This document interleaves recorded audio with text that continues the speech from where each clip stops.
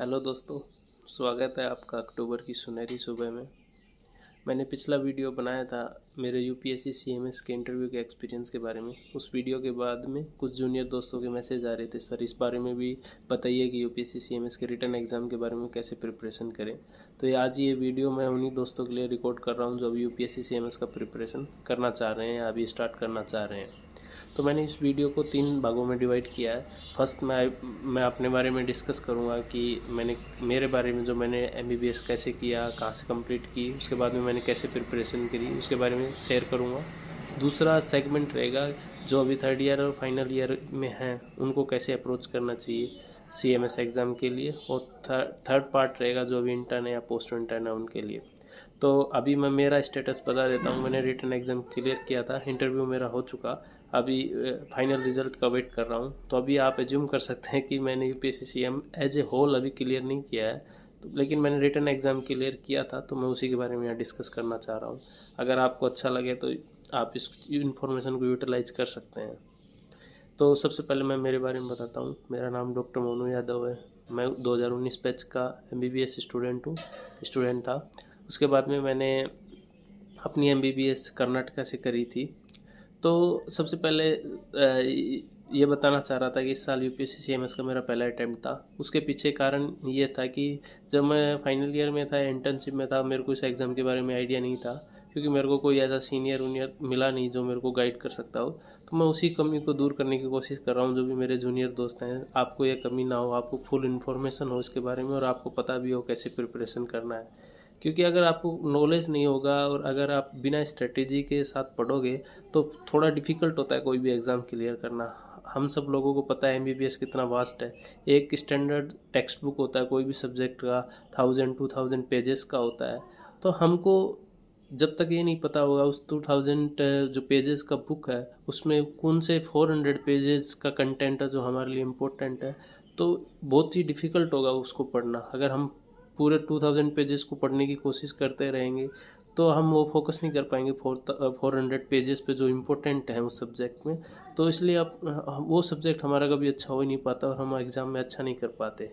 तो हमको ये सब सीखना है अपने सीनियर से या जो भी हैं कि कौन सी चीज़ें इंपॉर्टेंट है। सीनियर से सीखें या खुद अपना रिसर्च करके सीखें, तो वो एक इम्पोर्टेंट है। उसी के मकसद से मैं बताना चाह रहा हूँ ये सारे वीडियो कि आपको एक कम से कम अप्रोच पता हो कि आपको अप्रोच कैसे करना है एग्ज़ाम में, आपको क्या पढ़ना है, उस सब के बारे में। तो मेरा इंटर्नशिप था, कर्नाटका के लोग जो भी हैं उन सबको पता है कि कर्नाटका में जो इंटर्नशिप होता है वो थोड़ा हेक्टिक होता है। उसमें हॉस्पिटल में ड्यूटीज़ होते हैं, नाइट ड्यूटीज़ होता है, वर्क बहुत होता है, इतना टाइम नहीं मिलता। तो सेम कहानी मेरे साथ भी थी, मेरे को इतना वक्त नहीं मिला था इंटर्नशिप के साथ में। मेरे सारे दोस्त भी ऐसे थे, उनको ज़्यादा प्रिपरेशन का टाइम मिला नहीं था। तो मेरा 20 अप्रैल को इंटर्नशिप ख़त्म हुआ था। उसके बाद में 3rd और 4th में को कॉन्वेकेशन था। उसके बाद में अराउंड 14 या 15 मई के अराउंड में घर आ गया था। उसके बाद में मैंने प्रिपरेशन स्टार्ट किया था। तो उसके बाद में अराउंड 2 मंथ्स था यूपीएससी सीएमएस के रिटन एग्ज़ाम के लिए, तो मैंने उसके लिए पढ़ाई स्टार्ट करी थी। तो कल एक दोस्त का मैसेज आया था, सर 8 या 10 महीने इस बार बचे हैं, 8 या 10 मंथ ही बचे हैं एग्ज़ाम के लिए, मेरे को डर लग रहा है, इतने मंथ इनफ है क्या। तो जैसा मैंने फील किया था, मैंने 2 मंथ्स में कवर किया था मोस्ट ऑफ द सिलेबस। तो आपके लिए 8 या 10 मंथ्स इनफ है। आपको डिमोटिवेट नहीं होना, जस्ट आपको ईमानदार होना है अपने वर्क के लिए। तो आपके लिए 8 या 10 मंथ्स बहुत इनफ है। तो टाइम का रेस्ट्रिक्शन आपके लिए किसी के लिए भी नहीं होगा। आपको कभी डिमोटिवेट नहीं होना, इतना ही टाइम बचा है, इतना ही ये है, वो सब आपको नहीं सोचना। अगर आप अपने वर्क के प्रति ईमानदार हैं तो आपके लिए टाइम रेस्ट्रिक्शन नहीं होगा इस एग्ज़ाम के लिए। मैं इस एग्ज़ाम के एक्सपीरियंस के बारे करने के बाद में मैं आपको ऐसा बता रहा हूँ। तो ये सब मेरी जर्नी थी। उसके बाद में हम नेक्स्ट सेगमेंट पे आते हैं। एज ए थर्ड ईयर और फाइनल ईयर स्टूडेंट हम कैसे अप्रोच करें सीएमएस एग्ज़ाम को। देखिए, इस एग्ज़ाम का जो पैटर्न होता है ना, इसमें 5 सब्जेक्ट्स होता है मेन। मेडिसिन आएगा, पीडियाट्रिक्स आएगा, पीएसएम आएगा, ओबीजी आएगा, सर्जरी आएगा, ठीक है। तो इसमें 5 सब्जेक्ट हैं जो मेजर पोर्शन है। ये इसको नीट पीजी से डिफ्रेंशिएट करता है। नीट पीजी में एज ए हम सबको सारा सब्जेक्ट पढ़ना पड़ता है, इसमें 5 ही सब्जेक्ट आता है। लेकिन डिफरेंस ये हो जाएगा कि ये 5 सब्जेक्ट हैं वो हमको अच्छे से आना चाहिए फिर। क्योंकि अगर एक सब्जेक्ट से मानो आप 40 क्वेश्चंस आ रहा है, मान लो पीएसएम से 40 क्वेश्चंस आ रहा है, तो आपको पता है 40 क्वेश्चंस डेप्थ में ही आएंगे फिर, क्योंकि वो सुपरफिशियली नहीं दे सकते 40 क्वेश्चंस। अगर आपको सिर्फ एक पूरा सब्जेक्ट दिया और आपको 10 या 12 क्वेश्चंस बनाने हैं तो आप जो इम्पोर्टेंट सुपरफिशियल टॉपिक आप उनको कवर करके उनमें से क्वेश्चंस बना सकते हैं। लेकिन आपको 40 क्वेश्चंस अगर एक सब्जेक्ट से बनाने हैं तो आपको डेप्थ में जाना ही पड़ेगा। तो एक आइडिया ये है कि जो सब्जेक्ट कम है लेकिन वो डेप्थ में आएगा, क्वेश्चंस डेप्थ में आएगा, पक्का आएगा। क्योंकि मैं पर्सनल एक्सपीरियंस ये शेयर कर रहा था। इस बार मैंने यूपीएससी सीएमएस का 20 जुलाई को दिया था। 3 अगस्त को नीट पीजी का एग्ज़ाम था। जब मैं 3 अगस्त को नीट पीजी का एग्ज़ाम दे रहा था तो वो मेरे को बहुत आसान लग रहे थे क्वेश्चंस, क्योंकि मैंने 20 जुलाई को सीएमएस के क्वेश्चन दिए थे। सीएमएस के क्वेश्चन सच में बहुत लॉजिकल होते हैं और नीट पीजी से बेटर होते हैं। अगर आप अच्छे से पढ़ रहे होते हैं तो आपको फील होता है कि इसमें ज़्यादा सोचना पड़ रहा है कि क्या है क्या नहीं। तो इसलिए ये मेन डिफरेंस है उसमें, इसमें ज़्यादा डेप्थ में आपको जाना पड़ेगा। तो आपके पास 5 सब्जेक्ट हैं, आप 3rd ईयर है, फाइनल ईयर में हैं अभी आपको। तो एक चीज़ होता है कि जो यूपीएससी सीएमएस का जो पैटर्न होता है ना, वो स्टैंडर्ड बुक्स होता है ना, उसके ऊपर बेस्ड होता है। मैंने PYQ सोल्व कर रहा था अभी जब प्रिपरेशन के टाइम पे, जब मैं स्टैंडर्ड बुक से कुछ देख रहा था तो एग्जैक्ट लाइन ऐसे का ऐसा लाइन उस पेपर में आता है। तो आपको इस चीज़ के लिए आपको खुश होना चाहिए कि जो एग्ज़ाम पैटर्न है वो बुक के बेसिस पे है। ऐसा कुछ रैंडम नहीं है कि कहीं से भी क्वेश्चंस आ गए, स्टैंडर्ड बुक्स के बेसिस पे क्वेश्चंस आ रहे हैं। तो आपको क्या करना है, मेरा पर्सनल एडवाइस ये रहेगा, 3rd ईयर और फाइनल ईयर 3rd ईयर या फाइनल ईयर में जो स्टूडेंट हैं उसमें 2 टाइप के स्टूडेंट होते हैं। एक जो होते हैं जो नीट पीजी के लिए प्रिपरेशन कर रहे होते हैं, मैरो या प्रिपलेडर का यूज़ कर रहे होते हैं। सेकंड होते हैं जो प्रोफ एग्ज़ाम के लिए प्रिपरेशन करते हैं। तो मैं दोनों को अलग अलग कवर करना चाहता हूँ। जैसे जो प्रोफ एग्ज़ाम के लिए प्रिपेयर कर रहे हैं कि मैं उनको यही एडवाइस दूंगा कि आप मैक्सिमम स्कोर करने की कोशिश करें प्रोफ एग्ज़ाम में। क्योंकि प्रोफ एग्ज़ाम के लिए आप कहाँ से पढ़ते हैं, स्टैंडर्ड बुक से इनसे पढ़ते हैं। अगर आप उनको अच्छे से पढ़ोगे तो यूपीएससी सीएमएस का नॉलेज आपका अच्छे से अच्छा हो जाएगा। तो आपका अगर प्रोफ एग्ज़ाम है तो ज़्यादा ध्यान नहीं देना, प्रोफ एग्ज़ाम में ज़्यादा से ज़्यादा नंबर लाने का कोशिश करना है। इसके अलावा एक आपको एक्स्ट्रा चीज़ ऐड करनी होगी, जस्ट आपको यूपीएससी सीएमएस के PYQ देखने हैं, previous year questions topic wise देखने हैं। जैसे मेडिसिन पढ़ रहे हैं तो रेस्पिरेटरी सिस्टम के जो PYQ हैं वो सारे देखें। उसमें जो प्रीवियस ईयर टॉपिक्स हैं उनको सबको नोट डाउन करें। और आप जिस बुक में पढ़ रहे हैं वो प्रीवियस ईयर टॉपिक्स पढ़ रहे हैं उस पर आप मार्क करें कि ये प्रीवियस ईयर पूछा गया है, ये 6 टाइम पूछा गया है, 6 स्टार ऐड करो। ये 2 टाइम पूछा गया है, 2 स्टार ऐड करो। अभी देखिए, जब तक आप प्रोफ एग्ज़ाम का तैयारी कर रहे हैं तो जो प्रोफ एग्ज़ाम में प्रीवियस ईयर क्वेश्चंस होते हैं आप उसी के बेसिस पे प्रिपरेशन करते हैं, वो आप करिए, अच्छे से करिए। लेकिन जैसे कि आपका एग्ज़ाम आएगा, मान लो एक एग्ज़ाम आता है तो एक दिन में ही 5 सब्जेक्ट्स का एग्ज़ाम होता है। ऐसा प्रोफ एग्ज़ाम की तरह ऐसा नहीं होगा कि सर्जरी के बाद 2 दिन का गैप मिलेगा। तो जब एक दिन में 5 सब्जेक्ट का आपको कवर करना होगा तो उस टाइम पे आपके पास ऐसा कंटेंट होना चाहिए आप जो रिवाइज कर सको। आप स्टैंडर्ड बुक्स एक दिन पहले तो सब कुछ रिवाइज नहीं कर सकते, इसलिए यहाँ पे ये इंपॉर्टेंट चीज़ आती है कि आप सारे जो PYQ हैं उनको कवर करें, उनको स्टार मार्क्स करें, ताकि जब आप रिवीजन करें तब उन्हीं पे स्पेशल करें, उन्हीं को ही रिवाइज करें बार बार। क्योंकि रिवीजन में उनको ही सबसे इम्पोर्टेंस देना है, क्योंकि 80% क्वेश्चंस वही आते हैं।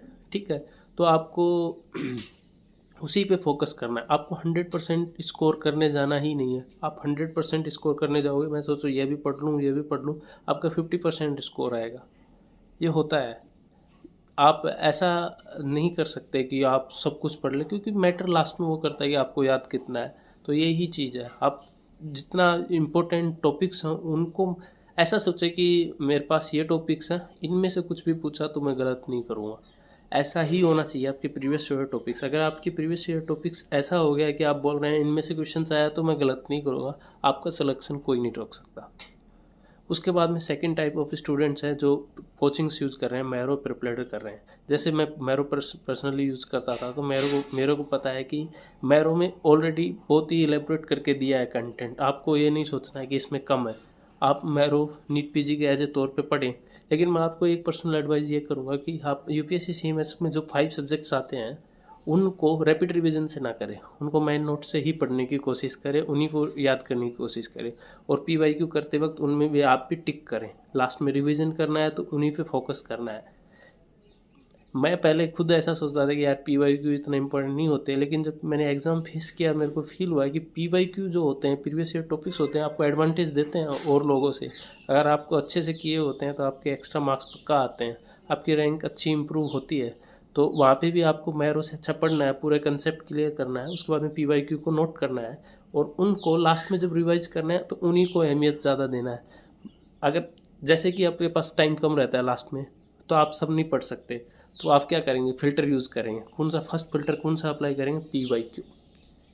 उसके बाद में अगर PYQ में भी टाइम कम हो रहा है, सारे PYQ रिवाइज नहीं हो रहे, उसके बाद में क्या फ़िल्टर लगाएंगे, जो ज़्यादा बार पूछा गया है। ऐसे आपके पास फ़िल्टर्स होने चाहिए, रेडी होना चाहिए, ताकि जब समय आने पर आप उसका यूज़ कर सकें। नहीं तो आप लास्ट में भी डीमोटिवेट फील करोगे। एक दिन एग्ज़ाम का पता रहेगा, आप सोचेंगे यार इतना पढ़ना है, इतना पढ़ना है, क्योंकि आपको पता ही नहीं है आप उसको छोटा कैसे कर सकते हैं।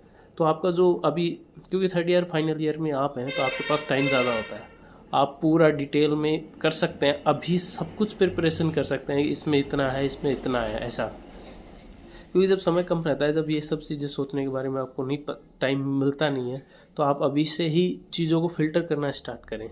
आप सोचें ये इतनी बार पूछा गया है, ये इतनी बार पूछा गया है, ये आपको पता होना चाहिए, लास्ट में ऐसा नहीं होना चाहिए। अब ये क्वेश्चंस आता है कि सर हमको PYQ कहाँ से पता चलेंगे।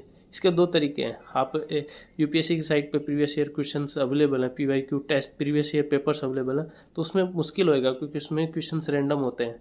तो या तो आप एक बुक ले सकते हैं जिसमें टॉपिक वाइज क्वेश्चंस दिए हुए हैं, या कोई एक ऐप का सब्सक्रिप्शन ले सकते हैं जिसमें टॉपिक वाइज PYQ दिए हुए हैं, इस टॉपिक से क्या क्या पिछली बार पूछे गए। तो आपको मोस्टली ऐसे ही अप्रोच करना है मोटे मोटे तौर पे। अब हम तीसरे सेगमेंट पे जाते हैं, जो इंटर्न है, पोस्ट इंटर्न है। देखिए आपके पास टाइम कम है, ये मैं मानता हूँ, क्योंकि इंटर्नशिप के बाद में मैंने भी देखा था। तो आपको क्या करना है कि जो 5 सब्जेक्ट है ना, उनको ज़्यादा फोकस करना है। उनको मिक्स मत करना है कि मैं सब कुछ कवर कर लूँ, सब कुछ कवर कर लूँ। जितना ज़्यादा कवर करने की कोशिश करेंगे उतना मुश्किल होगा। आप जो 5 सब्जेक्ट हैं उनको अच्छे से पढ़िए जितना भी टाइम मिल रहा है। मेरे को खुद पर्सनली फील होता है कि 5 सब्जेक्ट कवर करने के लिए ज़्यादा टाइम नहीं चाहिए होता है। आप अच्छे से कवर कर सकते हैं और आप 2-3 टाइम्स रिवाइज भी कर सकते हैं एक मिनिमम टाइम में, और वो भी मेन नोट्स से। लेकिन अगर आप सब कुछ कवर करना चाहते हैं जब मुश्किल होता है, तो ये आपके लिए स्ट्रेटजी रहेगा कि आप 5 सब्जेक्ट हैं उसको मेन नोट से अच्छे से पढ़ें और PYQ को नोट करके उनको बार बार रिवाइज करें। आपको उसके अलावा कुछ नहीं सोचना। इसके बारे में एक और एक्स्ट्रा एडवाइस जो मेरा रहेगा वो रहेगा फार्मा और माइक्रो। क्वेश्चंस 5 सब्जेक्ट से ही आते हैं, लेकिन जो मेडिसिन में 96 क्वेश्चंस होते हैं वो उसमें फार्मा माइक्रो का बहुत ज़्यादा रोल होता है। तो आपको वो पढ़ना ही पड़ेगा। माइक्रो फार्मा आप कोचिंग ले रखे हैं, उन नोट से क्लियर करिए, आपको वो याद होना चाहिए एग्ज़ाम से पहले, क्योंकि उसमें क्वेश्चन 100% आता है, तो आप उसको इग्नोर नहीं कर सकते। इसके अलावा और माइनर सब्जेक्ट होते हैं, ऑर्थोपेडिक्स होते हैं या एनेस्थीसिया होते हैं, उनके क्वेश्चंस आते हैं 2-2, 3-3 क्वेश्चंस आते हैं। आप उनको कैसे कवर करोगे। आप जैसे आपके 5 सब्जेक्ट रेडी हो गए, आप बोल रहे हैं कि ये मेरे को परफेक्ट आ गया 5 सब्जेक्ट्स, इनसे कुछ आया तो मैं गलत नहीं करूँगा। आप उस पोजीशन में आ गए, उसके बाद में आपको क्या करना है, इनके जो प्रीवियस ईयर टॉपिक्स हैं ना वो बहुत ही लिमिटेड है। जैसे ENT है, उसमें 4 या 5 टॉपिक्स होंगे जो बार बार पूछे गए, सिर्फ उनको पढ़िए। ऑप्थेल में 1-2 टॉपिक्स हो गए, उनके बारे में पढ़िए। ऑर्थोपेडिक्स तो सिर्फ जो पिछली बार जो पूछे गए हैं वो आप क्लियर किए कर दीजिए। आपको मतलब ये लगना चाहिए कि इन टॉपिक्स में आया, इन माइनर सब्जेक्ट्स में मैं क्लियर कर दूंगा। इसके अलावा कोई और टॉपिक आया तो ये मैटर नहीं करता मेरे लिए, वो गलत होता है, वो मैटर नहीं करता। क्योंकि 500 मार्क्स का पेपर होता है, आपको 500 मार्क्स नहीं लेना, आपको उतना ही लाना है जिससे आपका एग्ज़ाम क्लियर हो जाए और आपको हेल्प करे मेरिट को क्लियर होने में। मतलब एग्ज़ाम जस्ट क्लियर नहीं, अच्छे नंबर से क्लियर हो जाए, वो हो जाएगा उससे, जितना कंटेंट मैं बता रहा हूँ। ये सब मोटा मोटा तौर पे ये स्ट्रेटजी है। आपको इसके बाद में भी कुछ भी डाउट आता है, मैं डाउट डिस्कशन नहीं करना चाहूँगा। जो भी डाउट्स आपके बारे में आता है वो आप क्वेश्चंस पूछ सकते हैं, मैं उनके आंसर्स आपको शेयर करूँगा, या पर्सनली आप मैसेज कर सकते हैं।